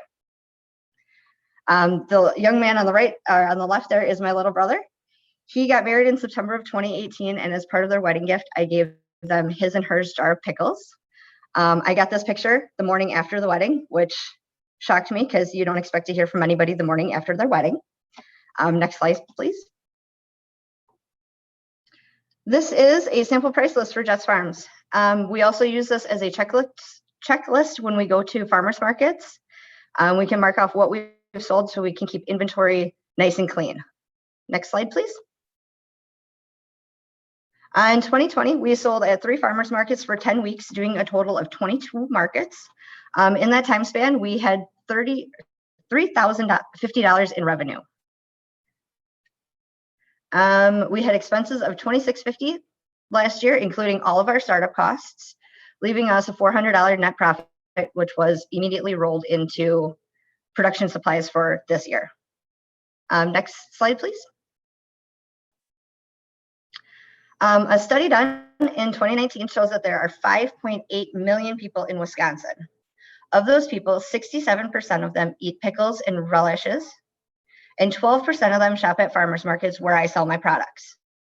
This means roughly 468,000 people could pass through my farmers market and buy my pickles, leaving me a target market of $2.23 million in Wisconsin. As long as the produce continues to grow and canning jars and lids don't go up and extinct again, our expenses will remain about 65% of our sales revenues. Next slide, please. We have a strong team of family here. I am the mastermind and the master cook. My fiance is our master gardener, and he also tests our spicy products because I don't do hot. Our daughter, the only kid who is still at home, helps out anywhere she's needed. Next slide, please. We would love to grow our business. However, that does cause space problems at home. We're planning to raise $25,000 by the end of 2022 to build a greenhouse on our property so that we can grow produce all year round. We're also planning to raise $75,000 by the end of 2025 so that we can build or purchase a commercial kitchen space, which will allow us to have our products tested and grow into grocery stores. Next slide, please. The pickle industry is broken, and because we care about what you eat, we are the ones to help solve the problem. We know that you care too, and that is why you are going to help us grow by coming to see us at farmers markets. We grow produce and purchase the rest from local growers and farmers to support their small businesses too. We carefully selected the ingredients in our products to make them taste good and to be good for you. We pickle a wide variety of veggies. Our fruit preserves are made without pectin, just fruit, lemon juice, and sugar. We care about what you eat and where it comes from, and we hope that you do too. Next slide, please. Thank you for your time. I'm sure everybody is starving by now because it's almost lunchtime and we've already talked about chocolates and now pickles. Does anybody have any questions? This is Julie. I have a question. Nice job, by the way. Do you have any plans to try to sell anywhere beyond farmers markets? I do. For that, I need to go commercially. I have a couple of bars and restaurants in the Lodi and Poinette areas that are in love with my zucchini pickles. They want them for Bloody Marys. They want them to go next to sandwiches. One guy wanted to buy my pickled Brussels sprouts so that he could slice them up and put them on barbecued pulled pork sandwiches at his restaurant. I can't do any of that until I have a commercial space. Unfortunately, I wasn't born a millionaire, and I've had a very struggle-filled life. So I am doing this one jar of pickles at a time. Thank you for your question. That was going to be my question too, but I mean, maybe just a comment on that. You know, obviously, like you said, there needs to be some funds raised to do a commercial kitchen on your own. But, you know, in the meantime, there's definitely opportunities out there for the different shared spaces. So, you know, I would pursue those, look at those, you know, see if any would fit your needs, right? I have looked into a couple of those. I'm trying to get into a church kitchen, which is only a few miles away. It can get rough to carry empty jars and produce. And then I also need a space to leave it because once I can the products, they have to sit for 24 hours untouched. And if I'm in a shared space and somebody comes in and touches them and moves them, I could lose a lot of product. So that is a concern with a shared space, but I am working with a local church trying to get in there this summer, hopefully by the end of the summer. Awesome. Great Thank job, you. though. I'm just curious. Oh, Sorry, go ahead, John. I'm just curious what your major is at Madison College and how it applies here. I am in the entrepreneurship program. I wanted to learn the right steps to take when starting the business. I actually started out in the cabinet making and millworking program, and I brought in some pickles that I had made, and the students and the instructors tried them, and they're like, okay, you're good with your hands, you're good with wood, but you need to do these pickles, and you need to do these pickles now. You need to share them with the world. And here I am. It's yeah, good presentation. So are you able to market via the internet once you have these approved as far as commercially? I do have a Wix site right now, and it does state on there that everything is made in my home kitchen. I also have a Facebook page, and it clearly states on there that everything is made in my home kitchen. But that also, the state of Wisconsin kind of puts a limit to how much I can make in sales, being that I'm based out of my home kitchen. It's the pickle bill. So until I get that commercial kitchen, I'm really kind of constricted. Plus, the short growing produce season in Wisconsin doesn't really help. I can't produce much in the winter until I have a greenhouse. Nice, thanks. Thank you. Great job, Leah. Some of my questions were just around timing and storage, right? So certain pickled products can last for quite a while. And then there are others, if you're not using pectins and things like that, I would say some of those maybe have a little bit of a short shelf life. So do you have a supply storage right now? Is that the game plan?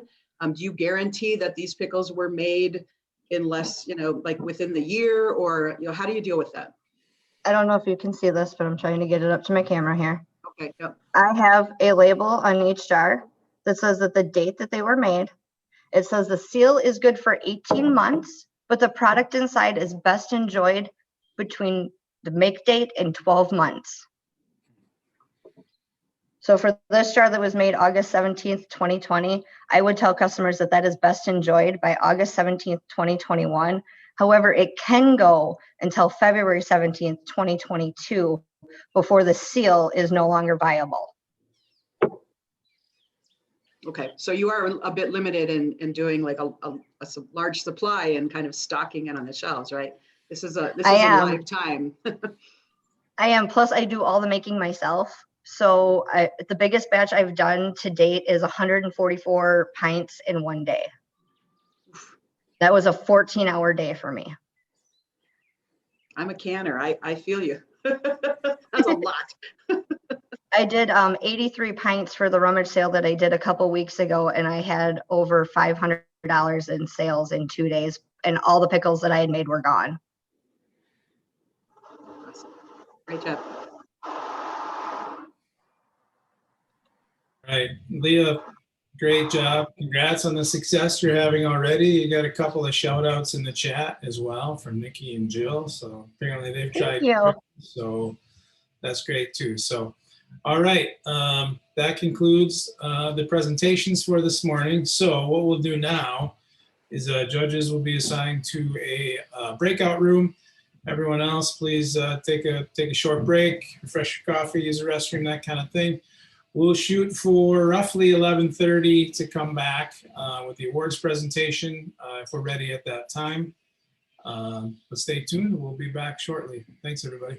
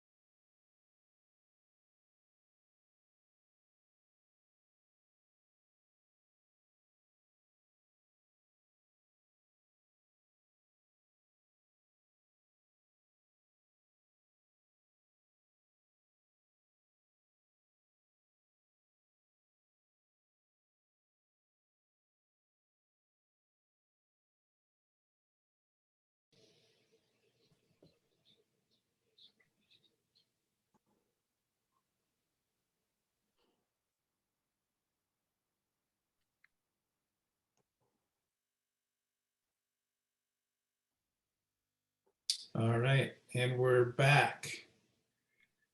That went, is everybody here, Kels, or at least that we can tell? Yes, it looks like everyone's here. If we could have our finalists turn your cameras on, I think that would be nice for awards.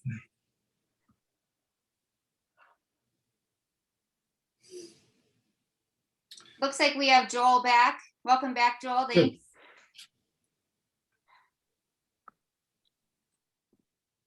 Okay. Well, thanks everybody for waiting.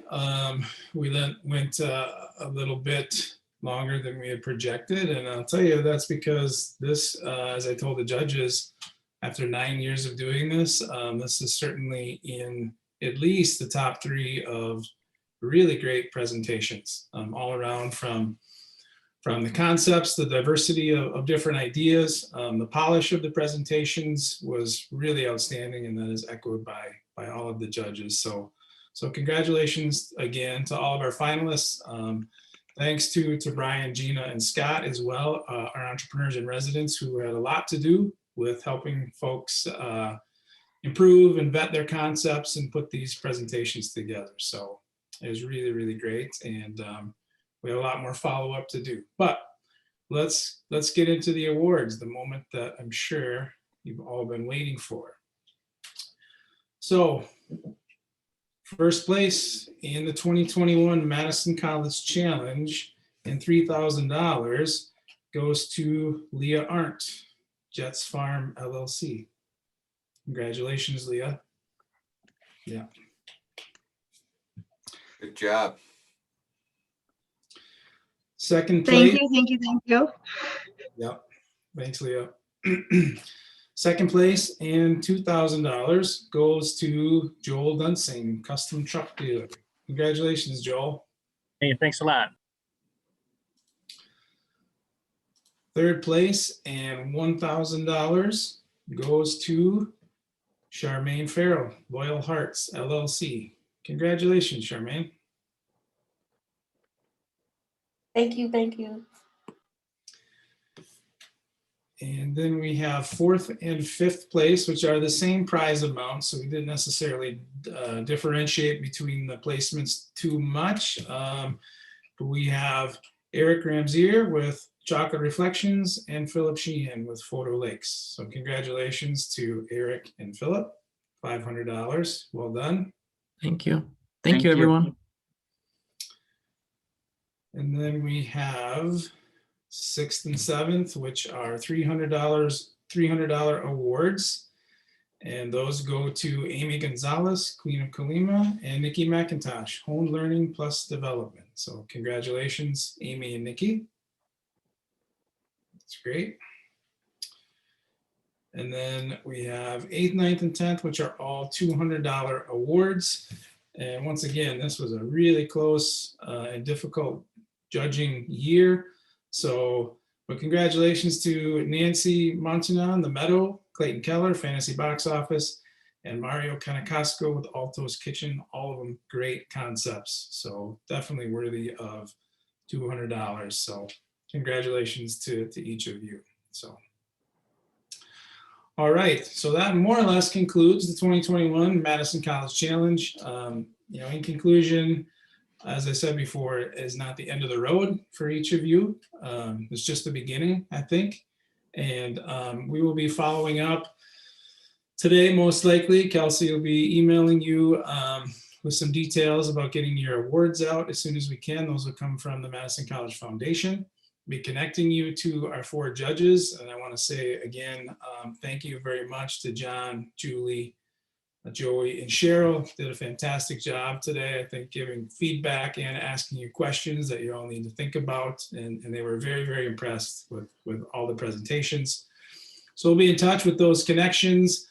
In our judging, we talked about lots of different financing options that are out there for all of you. And that's from talking to Summit Credit Union about your business plan and potential small business loans. I know that Julie and her team would love to talk to you. There's Kiva, lots of other things, but we'll be in touch with some of those details going forward as well. So unless anyone has anything else to say, congratulations once again. It's been a lot of fun. We're relatively on time, which doesn't often happen, so I'm happy about that too. We'll see everybody sometime soon, I hope, in person. Thank you all again. Have a good rest of the day. So Great job. Great job, everybody. Thanks a lot. Thanks to you too, Brian. Thank you, everybody. Thank you so much. Thank you.